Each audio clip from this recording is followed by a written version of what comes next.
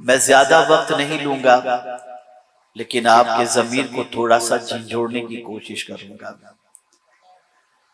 ہماری سچویشن اس وقت ایسی بن چکی ہے کہ اب زبان پر تو مدینہ نظر آتا ہے، لیکن دل و دماغ پر مدینہ مسلط نہیں۔ ہم اٹھتے ہیں تو مدینہ کہتے ضرور ہیں، لیکن دل میں کچھ اور بسا ہوا ہے، دماغ میں کچھ اور بسا ہوا ہے، اور وجود کسی اور چیز کی گواہی دیتا ہوا نظر آتا ہے۔ ایک چپتا ہوا سوال میں آپ سے پوچھوں گا، جس سے آپ خود محسوس کر سکیں گے کہ میں اپنے دعوے میں کتنا سچا ہوں۔ آج ہماری قوم کا مرد ہو یا عورت، بچہ ہو یا بوڑھا، جوان ہو یا کوئی بھی ہو، کسی سے اگر پوچھیں کہ ذرا ہمیں انگریزی مہینوں کے نام بتاؤ، بچہ، بوڑھا، جوان، مرد، عورت، سب کے سب جنوری سے لے کر دسمبر تک کے سارے نام گنا دیں گے، لیکن جو قوم نبی کا کلمہ پڑھتی ہے اس قوم کو اسلامی 12 مہینوں کے نام بھی نہیں معلوم۔ اگر میں اس وقت اتنے بڑے مجمع سے سوال کروں کہ آپ میں سے کتنے لوگ اسلامی 12 مہینوں کے نام جانتے ہیں، تو شاید میں سمجھتا ہوں کہ بہت ساروں کو شرمندگی کا سامنا کرنا پڑے۔ کس حد تک دل و دماغ کے اوپر انگریزی چھائی ہوئی ہے اور انگریز چھائے ہوئے ہیں کہ جس قرآن مقدس میں اللہ عز و جل نے 12 مہینوں کے حوالے سے فرمایا، اور ان 12 مہینوں کے نام پیغمبر رحمت صلی اللہ تعالی علیہ وسلم کے دور پاک میں رکھے گئے، ان 12 مہینوں کے نام بھی آج مسلمانوں کو نہیں معلوم۔ آپ جانتے ہیں یہ 12 مہینے اللہ عز و جل نے کب سے مقرر فرمائے؟ تو قرآن کہتا ہے ان عدت الشہور عند اللہ 12 شہرا فی کتاب اللہ یوم خلق السماوات والارض منہا 4 حرم ذالک الدین القیم فلا تظلموا فیہن انفسکم۔ بے شک مہینوں کا گنتی کے اعتبار سے مہینے 12 ہیں، اور یہ 12 مہینے اللہ عز و جل نے اس وقت سے مقرر فرمائے ہیں جب سے اللہ عز و جل نے زمین و آسمان کو پیدا فرمایا۔ اب ان مہینوں میں اللہ عز و جل نے 4 مہینوں کی الگ سے فضیلت بیان فرمائی۔ ہر مہینے سملر نہیں، ہر مہینے اکول نہیں۔ قرآن مقدس میں رب قدیر نے فرمایا فیہا 4 حرم، ان 12 مہینوں میں 4 مہینے حرمت والے ہیں۔ اب حرمت والے ان مہینوں کے اندر بندہ نیکی کرے گا تو زیادہ ثواب پائے گا، اور گناہ کرے گا تو عام مہینوں کے مقابلے میں اسے زیادہ گناہ کی سزا دی جائے گی۔ اور قرآن کے اس انداز پر میں قربان کہ ان مہینوں میں کرنے کا ذکر نہیں کہ یہ کرو وہ کرو، بلکہ اس کے احترام کو ملحوظ رکھنے کا حکم ہے۔ قرآن کہتا ہے فَلَا تَظْلِمُوا فِيهِنَّ أَنفُسَكُمْ، ان حرمت والے مہینوں میں اپنی جان پر ظلم نہ کرو، یعنی گناہ نہ کرو۔ میں آپ سے پوچھنا چاہتا ہوں کتنے لوگ ہیں جنہوں نے ماہ رجب کا چاند دیکھ کر ماہ رجب کے احترام میں گناہ کرنا چھوڑا ہو؟ کتنے لوگ ایسے ہیں جنہوں نے ماہ رجب کا چاند دیکھنے کے بعد ماہ رجب کی حرمت کا لحاظ رکھتے ہوئے تلاوت قرآن مقدس شروع کر دیا ہو، نماز کی پابندی شروع کر دی ہو، گناہوں سے بچنے کا جذبہ اپنے اندر پیدا کیا ہو؟ بندہ جانتا ہی نہیں، بس وہ سمجھتا ہے روز سورج نکلتا ہے، روز غروب ہوتا ہے، روز دن آتے ہیں روز چلے جاتے ہیں، مہینے آتے ہیں چلے جاتے ہیں۔ نہیں، ہر مہینے اکول نہیں ہے، ہر دن برابر نہیں ہے۔ ہر دن نکلنے والا سورج اسی طریقے سے صرف روشنی ہی نہیں بکھیرتا بلکہ کچھ مہینے ایسے ہیں، کچھ دن ایسے ہیں جس میں صرف سورج روشنی ہی نہیں بکھیرتا بلکہ روشنی کے ساتھ ساتھ قلب کو بھی منور کرتا ہے، دل کو بھی منور کرتا ہے، دماغ کو بھی منور کرتا ہے، اور ساتھ ہی ساتھ بہت ساری برکتوں کو اپنے دامن میں لیے ہوئے آتا ہے۔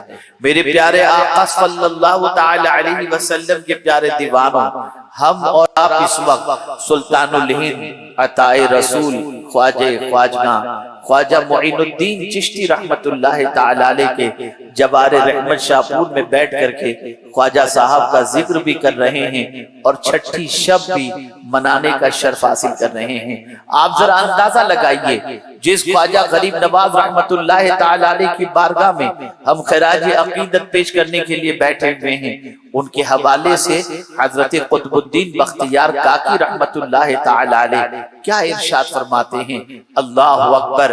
حضرت قطب الدین بختیار کاکی رحمت اللہ تعالی علیہ فرماتے ہیں، پیر کے روز میں نے اپنے مرشد کی قدم بوسی کی اور اس کے بعد نشست میں بیٹھ گیا، تو نشست کے اندر خواجہ صاحب نے جو فرمایا وہ یہ تھا کہ بندہ اگر خدا سے قریب ہونا چاہتا ہے تو نماز سے زیادہ خدا سے قریب کرنے والی کوئی چیز میں نے نہیں دیکھی۔ نماز ایک امانت ہے، نماز ایک راز ہے۔ خواجہ صاحب کے اس جملے کو میں نے پڑھا تو میرے رونگٹے کھڑے ہو گئے۔ فرماتے ہیں نماز ایک راز ہے جو بندے اور خدا کے درمیان ہے۔ آپ اندازہ تو لگائیں وہ کیسا راز ہے۔ ہم اپنے راز کی بات اپنے رب سے کر رہے ہیں اور مولا اپنی کرم کی بارشیں ہم پر فرما رہا ہے۔ آپ مجھے بتاؤ، دنیا کے ہر بڑے سے انسان قریب ہونا چاہتا ہے، سرمایہ دار سے قریب، منسٹر سے قریب، پریزیڈنٹ سے قریب، اس سے قریب، اس سے قریب، جو سب سے بڑا ہے اس سے قریب ہونے کی انسان کوشش کرتا ہے، لیکن ہر انسان جو ہے وہ کسی بڑے سے قریب نہیں ہو سکتا، ہر انسان منسٹر سے قریب نہیں ہو سکتا، ہر انسان سرمایہ دار سے قریب نہیں ہو سکتا، ہر انسان چودھری سے قریب نہیں ہو سکتا۔ قریب ہونے کے لیے اس انسان کے اندر کوئی گر ہونا چاہیے، کوئی کمال ہونا چاہیے، کوئی خوبی ہونی چاہیے، پیسہ ہونا چاہیے، تب جا کر اسے قربت کی دولت نصیب ہوتی ہے۔ آپ نے کبھی سوچا سب سے بڑا اللہ ہے؟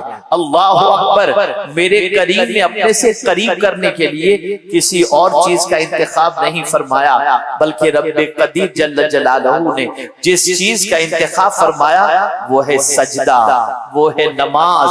اللہ اکبر۔ ہم دیکھتے ہیں کہ ولیوں کے یہاں کرامت نظر آتی ہے۔ خواجہ صاحب بنا ساگر کو ایک پیالے کے اندر لیتے ہوئے دکھائی دیتے ہیں، اونٹ کو ہو دیتے ہیں تو زمین اونٹ کو پکڑتی ہوئی نظر آتی ہے، اونٹ بیٹھے نظر آتے ہیں۔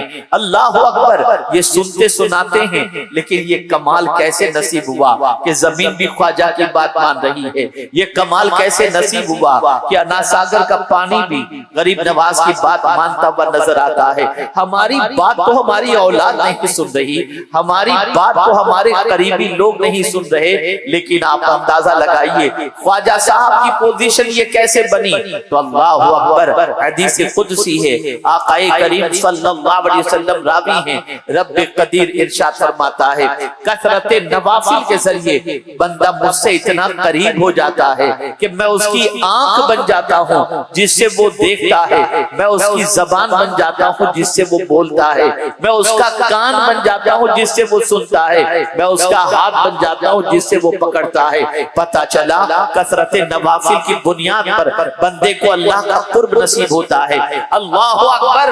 خواجہ صاحب کی زندگی کا مطالعہ کریں تو آپ کو پتہ چلے گا بہت سارے مسلمانوں کو تو قرآن پڑھنا ہی نہیں آتا، قرآن کھولتے ہی نہیں ہیں، اور جنہیں قرآن پڑھنا بھی آتا ہے الا ماشاءاللہ کبھی کبھی کھل جاتا ہے، باقی قرآن کھلتا ہوا نظر نہیں آتا۔ اللہ اکبر۔ خواجہ غریب نواز کی عادت کریمہ کیا تھی؟ روزانہ 2 قرآن شریف ختم فرماتے تھے، روزانہ۔ مناقب الحبیب کے اندر موجود ہے کہ خواجہ غریب نواز رحمت اللہ تعالی علیہ روزانہ 2 قرآن شریف ختم کرتے تھے، اور درود شریف کا معمول یہ تھا کہ کثرت سے درود شریف پڑھتے اور درود شریف پڑھتے وقت چہرہ جو ہے جھکا لیا کرتے، سینے کی طرف اپنی نظر رکھا کرتے، اور درود شریف پڑھنے کے بعد، درود کے اوراد و وظائف کے بعد، درود کے ذکر کے بعد، درود شریف کی کثرت کے بعد جب خواجہ صاحب نگاہ اٹھاتے، سامنے جو کھڑا ہوتا اگر مومن ہوتا نظر گڑ جاتی، اسے اللہ کے قرب کی دولت نصیب ہو جاتی، فاسق ہوتا نظر گڑ جاتی، اللہ اسے توبہ کی توفیق عطا فرما دیتا تھا۔ اے رسول اعظم صلی اللہ علیہ وسلم کے دیوانوں، یاد رکھو سلطان الہند غریب نواز رحمت اللہ تعالی علیہ کی حیات طیبہ کو پڑھتے ہیں، ہم ان کی کرامتوں کے بارے میں جانتے ہیں، ان کے مقام و مرتبے کے بارے میں سمجھنے کی کوشش کرتے ہیں، لیکن خواجہ صاحب کا معمول یہ تھا اللہ اکبر، اور صرف یہی نہیں کہ ادھر ختم قرآن کیا اور بس ختم نہیں، بلکہ مناقب الحبیب کے اندر ہے، جیسے ہی خواجہ صاحب قرآن شریف ختم کرتے غیب سے آواز آتی، قبل تو ختم کل حبیب، میرے حبیب میں نے تیرا قرآن مقدس قبول کر لیا، تیرے قرآن مقدس کے ختم کو میں نے قبول کر لیا۔ آپ اندازہ لگائیں اے رسول اعظم صلی اللہ تعالی علیہ وسلم کے دیوانوں، اللہ کے رسول صلی اللہ علیہ وسلم کے نائب بن کر ہندوستان کی سرزمین پر آنے والے خواجہ معین الدین چشتی رحمت اللہ تعالی علیہ نے جو تعلیمات عطا فرمائیں، ان تعلیمات پر اگر آج کا مسلمان عمل پیرا ہو جائے، اس کی دنیا بھی سنور جائے گی، اس کی آخرت بھی سنور جائے گی۔ آئیے میں آپ کو بتاؤں، سلطان الہند غریب نواز رحمت اللہ تعالی علیہ فرماتے ہیں چند چیزوں کو دیکھنا عبادت ہے۔ حدیث مبارکہ سے بھی آقا کریم صلی اللہ علیہ وسلم نے فرمایا کہ چند چیزوں کو دیکھنا عبادت ہے، النظر الی الکعبۃ عبادت، النظر الی المصحف عبادت، النظر الی الوالدین عبادت، النظر فی ماء زمزم عبادت۔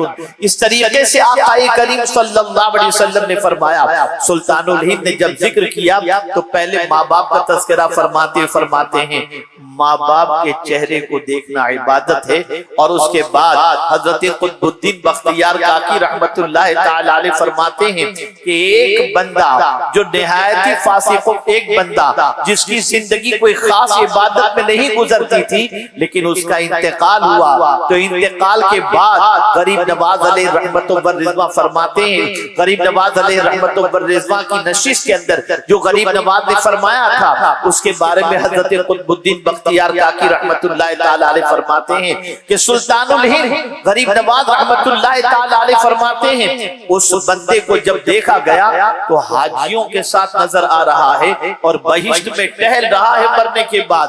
خواجہ صاحب فرماتے ہیں اس سے پوچھنے والے نے پوچھا، اے بندے ذرا یہ تو بتا تجھے یہ مقام کیسے نصیب ہوا؟ ہمیں تو نہیں معلوم کہ تو نے حج کیا ہو، لیکن آج تیرے مرنے کے بعد حاجیوں کے ساتھ تو ٹہلتا نظر آ رہا ہے، بہشت میں گھومتا ہوا نظر آ رہا ہے، تجھے یہ مقام کیسے نصیب ہوا؟ وہ شخص کہتا ہے معاملہ دراصل یہ ہے کہ میں اپنی ماں کے قدموں کو چوما کرتا اور ماں کی خدمت میں رہا کرتا، بظاہر میری زندگی کے اندر کوئی دوسری عبادت اتنی کثرت کے ساتھ نہیں تھی، لیکن رات کو روزانہ ماں کے قدموں کو چومتا، ماں کے قدم کے پاس بیٹھ جاتا اور ماں سے گزارش کرتا، ماں میرے لیے دعا کر دے، تو میری ماں یہی دعا کرتی، اللہ تجھے حاجیوں کا ثواب عطا فرمائے اور تجھے جنت عطا فرمائے۔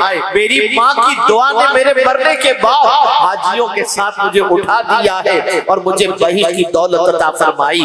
آج کا بچہ ماں کو ستاتا ہے، آج کا بچہ ماں کو گالیاں دیتا ہے، آج کا بچہ ماں باپ کا احترام نہیں کرتا۔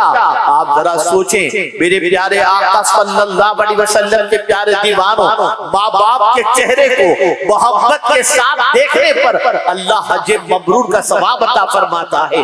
حج مبرور کا ثواب، عام طور پر حج کے لیے جانے والے حج کو جاتے ہیں، لیکن کس کا حج قبول ہوا کوئی گارنٹی کے ساتھ نہیں کہہ سکتا، لیکن اگر کسی نے ایک نظر محبت کے ساتھ اپنی ماں پر ڈال دیا، اپنے باپ پر ڈال دیا، تو مدینے کے تاجدار فرماتے ہیں اللہ اسے حج مقبول کا ثواب عطا فرماتا ہے۔ نعرہ تکبیر، نعرہ رسالت، حضور امیر سنی دعوت اسلامی میرے پیارے آقا صلی اللہ تعالی علیہ وسلم کے پیارے دیوانوں، آپ ذرا سوچو تو صحیح، ماں باپ کا مرتبہ کتنا عرف والا ہے۔ حضرت بایزید بسطامی رحمت اللہ تعالی علیہ سے کسی نے سوال پوچھا، قطب الدین بختیار کاکی رحمت اللہ تعالی علیہ فرماتے ہیں کہ خواجہ صاحب نشست میں یہ فرما رہے تھے کہ بایزید بسطامی علیہ الرحمہ سے کسی نے پوچھا، بایزید ذرا یہ تو بتاؤ یہ مقام اللہ نے تمہیں کیسے نصیب فرمایا، اتنے بلند مقام پر تم پہنچ گئے؟ تو حضرت بایزید بسطامی علیہ الرحمہ فرماتے ہیں کہ میری عمر 7 سال کی تھی، میں مدرسے میں پڑھ رہا تھا، میرے استاد پڑھا رہے تھے، اور جب پڑھاتے پڑھاتے قرآن کی اس آیت پر پہنچے وَبِالْوَالِدَيْنِ إِحْسَانًا، تو میں نے میرے استاد سے عرض کیا حضور یہ تو بتائیں یہ والدین کے ساتھ احسان کا معاملہ جو ہے یہ قرآن مقدس میں فرمایا گیا، اس سے کیا مراد ہے؟ تو استاد گرامی نے فرمایا ماں باپ کے ساتھ حسن سلوک سے پیش آنا، ان کے حقوق کو ادا کرنا۔ بایزید بسطامی علیہ الرحمہ فرماتے ہیں کہ میں نے جب یہ سنا تو سننے کے بعد اپنا بستہ اٹھایا اور سیدھا گھر کی طرف چلا۔ کتنے سال کی عمر ہے بایزید بسطامی علیہ الرحمہ کی؟ 7 سال کی عمر ہے، ننھے سے بچے ہیں۔ 7 سال کی عمر کا آپ اندازہ لگائیے، آج بچے بہت سارے ہیں، ان بچوں کو آپ یہ سب باتیں بتائیے تو سمجھ میں نہیں آئے گا، لیکن بایزید بسطامی فرماتے ہیں کہ میں نے جب استاد سے یہ سنا فوراً اٹھا، گھر پہنچا، ماں کے پاس پہنچا، ماں کے پیر دبانے شروع کیا۔ ماں نے کہا بیٹے کیا بات ہے، تم آج مدرسے سے جلدی آ گئے، کیا وجہ بنی کہ آج تم جلدی سے آ گئے، کیا سبق سنا دیے؟ استاد نے چھٹی دے دی۔ عرض کرتے ہیں ماں بس معاملہ صرف اتنا سا ہے کہ میں اپنے استاد کے پاس بیٹھا ہوا تھا اور استاد نے وَبِالْوَالِدَيْنِ إِحْسَانًا کی آیت تلاوت فرمائی، میں نے ان سے پوچھا کہ ماں باپ کے ساتھ یہ حسن سلوک کا حکم ہے، کیا آپ اس سلسلے میں ارشاد فرماتے ہیں؟ انہوں نے فرمایا ماں باپ کا حق ادا کرو، اور یہ بھی فرمایا جو ماں باپ کا حق ادا نہیں کرتا وہ اللہ کا حق کیسے ادا کرے گا؟ تو ماں باپ کے ساتھ اچھا سلوک کرنا چاہیے، ماں باپ کے ساتھ حسن سلوک سے پیش آنا چاہیے۔ تو میں نے سوچا چلوں میں پہلے ماں باپ کے حق کو تو ادا کروں، تو میں حاضر ہوا اور ماں میں آپ کی خدمت میں لگ گیا۔ ماں نے سنا اللہ اکبر۔ اب دیکھیے مقام کیسے ملتا ہے اور مرتبہ کیسے ملتا ہے۔ حضرت بایزید بسطامی علیہ الرحمہ فرماتے ہیں کہ میں درسگاہ سے اٹھ کر کے گھر کی طرف آیا تھا، ماں کی خدمت میں لگ گیا، ماں کے پوچھنے پر میں نے جواب دیا۔ کچھ دیر میری ماں نے غور کیا اور اس کے بعد وضو کرتی ہے، مصلی بچھاتی ہے، 2 رکعت نماز ادا کرتی ہے، اور نماز ادا کرنے کے بعد اٹھتی ہے، میرا ہاتھ پکڑتی ہے، آسمان کی طرف اٹھاتی ہے اور کہتی ہے میرے پروردگار میں نے بایزید کو تیرے حوالے کر دیا۔ غیب سے آواز آتی ہے میں نے بایزید کو قبول کر دیا۔ آپ اندازہ لگائیے یہ ہے ماں کا مقام۔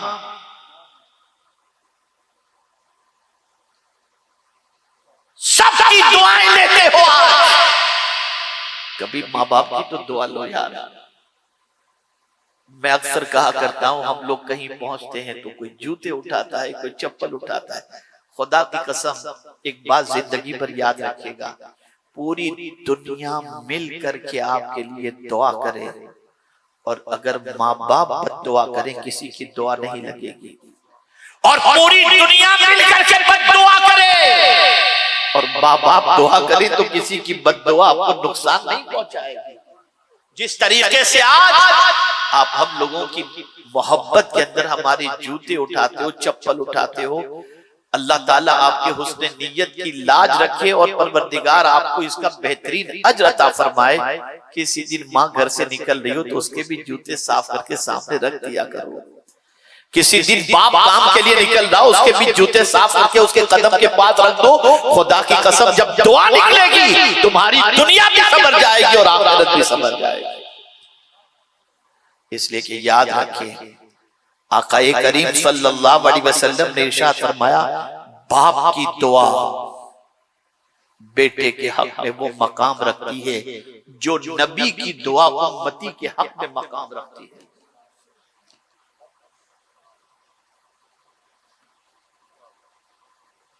آپ ذرا سوچو ماں کی دعا کے بارے میں۔ حضرت موسیٰ کلیم اللہ علیہ الصلوۃ والتسلیم سے رب قدیر نے فرمایا جب ان کی والدہ کا انتقال ہو گیا ارشاد فرمایا موسیٰ اب کوہ طور پر آؤ تو ذرا سنبھل کر کے آنا. عرض کرتے ہیں مولا اس سے پہلے تو کبھی تو نے نہیں فرمایا تھا کہ سنبھل کر آنا, آج تو فرما رہا ہے. ارشاد فرماتے موسیٰ اب تمہاری ماں نہیں رہ گئی, پہلے جب کوہ طور پر تمہیں بلاتا تھا تو تمہاری ماں دعا کرتی تھی, اب ماں کا انتقال ہو چکا ہے اس لیے سنبھل کر آنا. پتہ چلا ایک نبی کو بھی ماں کی دعا کی ضرورت ہوتی ہے. کہاں جا رہے ہو تم, کس طرف جا رہے ہو تم؟ تعلیمات خواجہ خواجہ کو پڑھو, ان کے ملفوظات اور ان کے ارشادات کو پڑھو تو پتہ چلے گا کہ سلطان الہند غریب نواز رحمت اللہ تعالی علیہ جو بلند منصب پر فائز ہوئے اس کے پیچھے کون سا راز تھا, کون سی چیز تھی. آج قرآن سے رشتہ کمزور, درود شریف سے رشتہ کمزور, نماز سے رشتہ کمزور, اور ہمارے نعرے بڑے تگڑے ہیں, خواجہ کا دامن نہیں چھوڑیں گے. ذرا سوچو تو صحیح. اے رسول گرامی وقار صلی اللہ علیہ وسلم کے دیوانوں, آج کی اس چھٹی شب کے اندر سلطان الہند کے قریب شہر میں رہنے والوں تمہیں اپنی سوچ کو آج سے بدلنا ہوگا. تمہیں ایک نئے حوصلے کے ساتھ اٹھنا ہوگا, ایک نئے ارادے کے ساتھ اٹھنا ہوگا, ایک نئے جذبے کے ساتھ اٹھنا ہوگا. اور وہ نیا جذبہ یہ ہے, آج سے کچھ بھی ہو جائے ایک وقت کی نماز کبھی انشاءاللہ قضا نہیں کریں گے, کبھی نماز قضا نہیں کریں. مجھے حیرت ہوتی ہے مسلمان ہو کر نماز چھوڑ دینا, حیرت ہوتی ہے.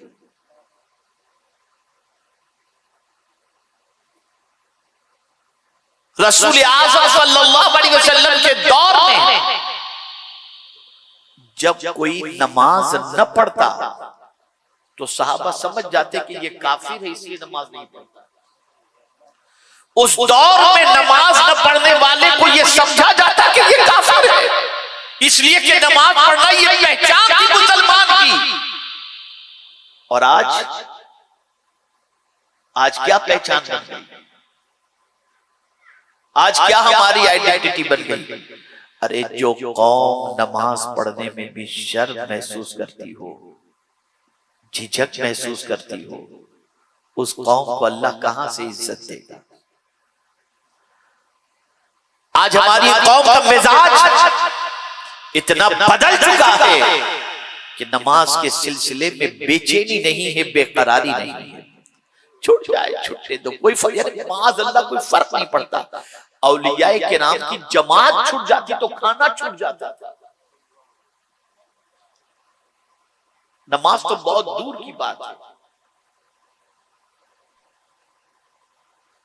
اور کبھی نماز کے سلسلے میں یہ خیال آ جائے کہ میری نماز دنیا دیکھتی ہے تو اور سوچ بدل جاتی تھی. میں آپ کو بتاؤں, ایک بزرگ تھے جنہوں نے 30 سال تک, کتنے سال تک ذرا بولیے تو میں سمجھوں میری بات آپ سمجھ رہے ہیں, کتنے سال تک, 30 سال تک تکبیر اولا تک ان کی کسی جماعت کی مس نہیں ہے.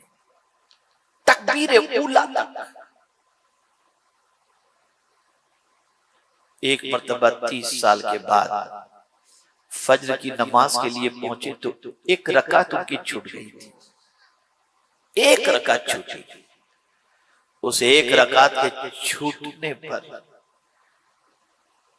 ان کے دل میں صرف ایک خیال آیا کہ آج لوگ کیا سوچیں گے کہ ان کی ایک رکعت کیسے چھوٹ گئی. یہ خیال آیا. اس خیال کے آتے ہی انہوں نے 30 سال کی نماز کو دوبارہ ادا فرمائی اور کہنے لگے یہ خیال آیا ہی کیسے کہ میری نماز دنیا دیکھ رہی ہے.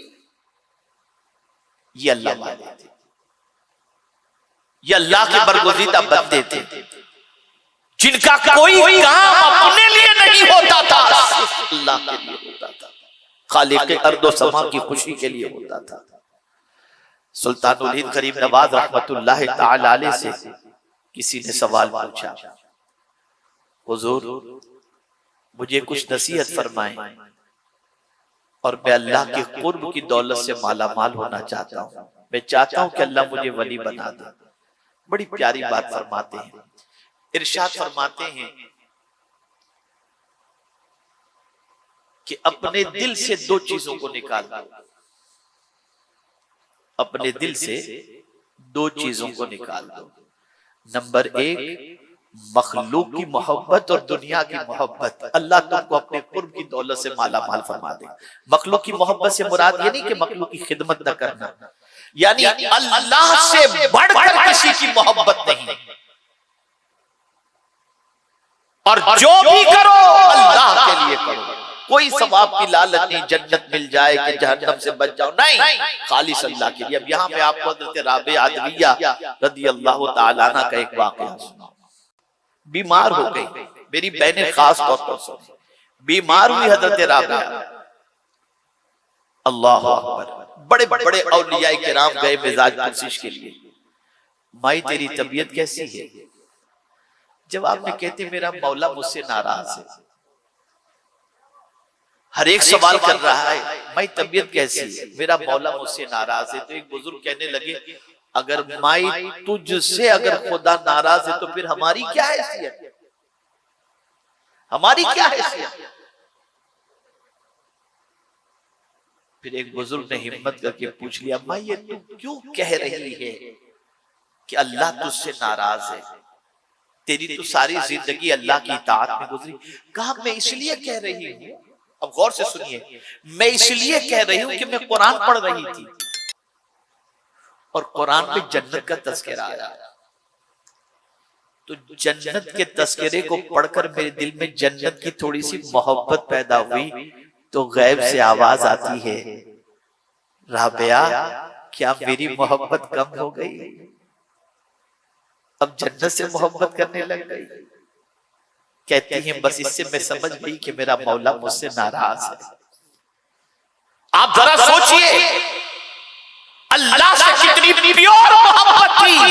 جنت سے محبت کرنا کوئی گناہ کا کام نہیں ہے، جنت کو مانگنا کوئی گناہ کا کام نہیں ہے، جنت کے لیے اعمال کرنا کوئی گناہ کا کام نہیں. لیکن جو ولایت کے اونچے منصب پر فائز ہوتا ہے ان کے نزدیک صرف یہی ہوتا ہے تو ہی تو، باقی کوئی نہیں. ہمارا حال کیا ہے؟ ہماری کیفیت کیا ہے؟ ادھر کوئی لڑکی کو دل دے رہا ہے، کوئی لڑکے کو دل دے رہا ہے، کوئی مال کی محبت میں بھاگ رہا ہے، کوئی کیا پتا نہیں اس دل میں نہ جانے کتنے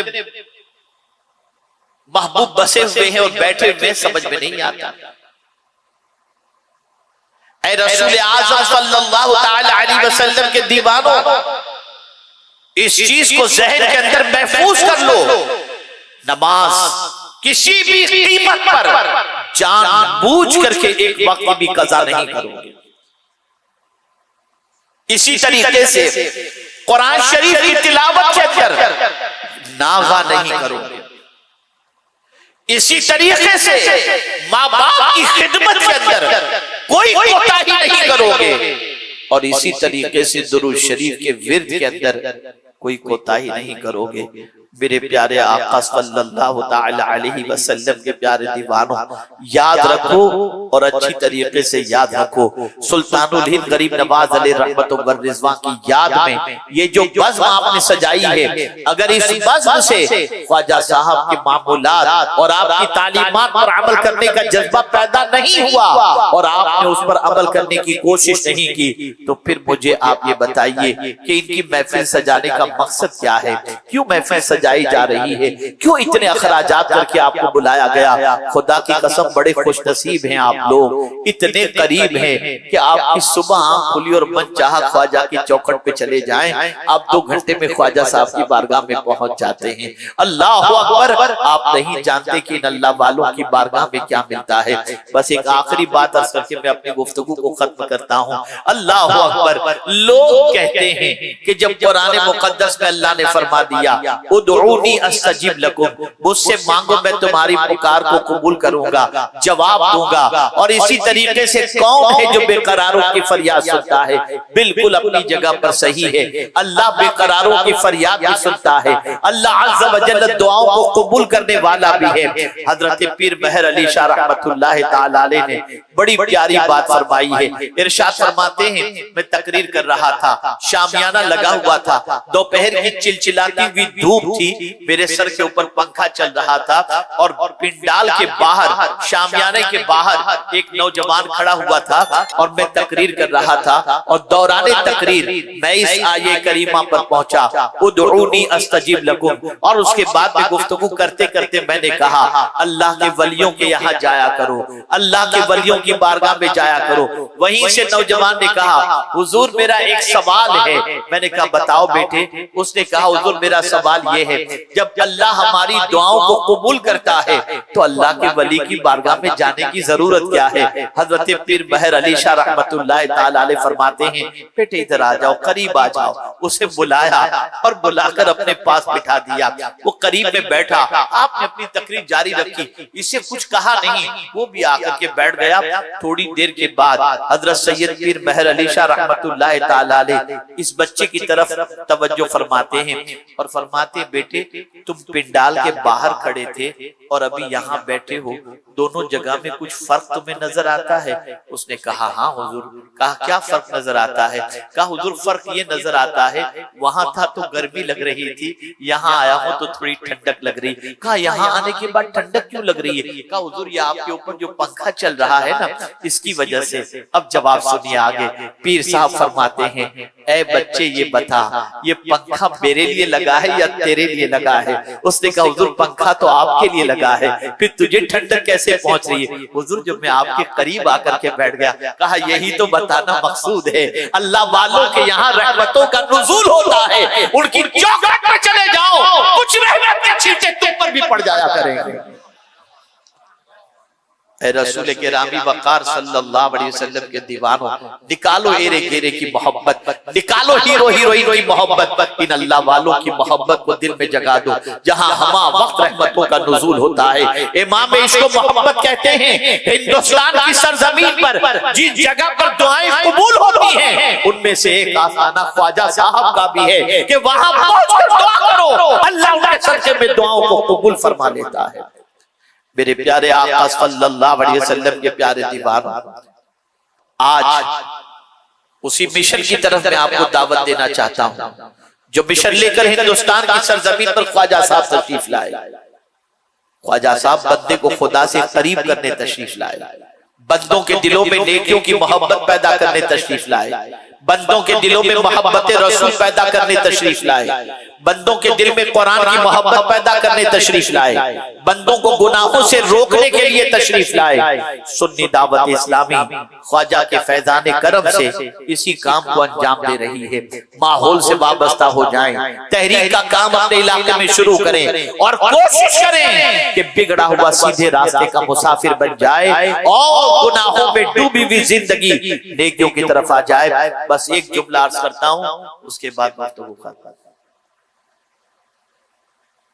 گناہ، اللہ اکبر، میں نچوڑ عرض کر رہا ہوں آپ کو، گناہ کرتے وقت اچھا لگتا ہے نا، بڑا مزہ آتا ہے گناہ کرتے وقت انسان جب گناہ کرتا ہے، لیکن نقصان گناہ کرنے والے کو کیا ہوتا ہے میں آپ کو بتاؤں؟ گناہ کرنے والا جب گناہ کرتا ہے تو سب سے پہلے خود کی نظر سے گر جاتا ہے، سب سے پہلے خود کی نظر سے گرتا ہے اور اس کے ساتھ پھر وہ خدا کی نظر سے گر جاتا ہے۔ وہ ہزار اپنے آپ کو نیک سمجھ کر کے چلتا ہو لیکن تنہائی میں کیے ہوئے گناہ کی وجہ سے اندر سے وہ کڑ رہا ہوتا ہے کہ میں دنیا کے ساتھ کیا کر رہا ہوں، یہ میری کیا پوزیشن ہے، اس کے اندر سے کڑن اس کی محسوس ہوتی ہے۔ گناہ کرنے والا خود کی نظر سے گر جاتا ہے، بیوی کے ساتھ بے وفائی کی نظر سے گر گیا، آوارگی کی نظر سے گر گیا، گندی پکچریں دیکھی نظر سے گر گیا۔ اور مجھے ایک حدیث یاد آ رہی ہے، حضرت عقبہ ابن عامر رضی اللہ تعالیٰ عنہ کی، جو میں سمجھتا ہوں کہ اس وقت سنا دینا بہت ضروری ہے۔ ہمارے بہت سارے لوگ نمازی بھی ہیں لیکن شیطان کی شرارتوں کے شکار بھی ہو جاتے ہیں۔ بہت سارے ایسے جو صف اول کے پابند بھی ہیں، اللہ ماشاءاللہ، سب کی بات ایسی نہیں جو صف اول کے پابند ہیں سب برے نہیں ہوتے، لیکن شیطان سب کے ساتھ لگا ہوتا ہے۔ حضرت عقبہ ابن عامر رضی اللہ تعالیٰ عنہ بیان فرماتے ہیں کہ آقا کریم صلی اللہ علیہ وسلم نے فرمایا کل بروز قیامت وہ بندہ جو عوام کے سامنے تو نیکی کرتا ہوگا اور تنہائی میں گناہ کرتا ہوگا، اسے قیامت میں رب قدیر جل جلالہ فرشتوں سے فرمائے گا بلاؤ اسے بلایا جائے گا، کہا جائے گا لے جاؤ اسے جنت کی طرف، دکھاؤ اسے جنت۔ جب جنت کے قریب لے جائیں گے، جنت کا دروازہ کھلا ہوگا، وہ جنت دیکھے گا، رب فرمائے گا فرشتوں سے اسے واپس کرو، اسے واپس کرو، اسے جنت میں داخل مت کرو، واپس کرو اسے۔ وہ بندہ اپنے رب سے عرض کرے گا مولا بہتر تو یہی تھا کہ جنت دکھانے کے پہلے ہی جہنم میں ڈال دیتا، دکھانے کے بعد روک کیوں رہا ہے؟ کہا بندے تو دنیا کے سامنے میری محبت کا ڈھونگ رچ رہا تھا اور تنہائی میں مجھ سے دشمنی کر رہا تھا، میرے فرمان کے خلاف عمل کر رہا تھا، فرشتوں لے جاؤ اسے ڈھکیل دو جہنم کے اندر۔ اے رسول اعظم صلی اللہ علیہ وسلم کے دیوانوں، تنہائی میں اللہ سے ڈرو، اللہ کا خوف دل میں پیدا کرو، بد کرداری سے بچو، برائی سے بچو۔ یہ آج کے دور کی بہت بڑی ضرورت ہے، برائی سے بچنا۔ میرے پیارے آقا صلی اللہ علیہ وسلم کے پیارے دیوانوں، سید امین القادری صاحب قبلہ ہوں یا اور علماء ہوں یا مشائخ ہوں، یہ یہی تو دعوت دے رہے ہیں کہ آپ برائی کے راستے سے بچ کر سیدھے راستے کے مسافر بن جاؤ، بدلو اپنی زندگی کو۔ خدا کی قسم نیکی میں اللہ نے سکون رکھا ہے اور گناہ میں اللہ نے سوائے بے قراری کے کچھ نہیں رکھا۔ نیکی کرو، گناہ سے رشتہ توڑو اور سنی دعوت اسلامی سے وابستہ ہو کر دین متین کی خدمت کرو۔ اللہ رب العزت جل جلالہ آقا کریم صلی اللہ علیہ وسلم نے سب کو توفیل مجھے آپ کو سب کو اللہ اور اس کے رسول کے ارشاد پر عمل کرنے کی توفیق نصیب فرمائے اور خواجہ صاحب کی تعلیمات پر عمل کر کے دنیا اور آخرت سنوارنے کی توفیق نصیب فرمائے۔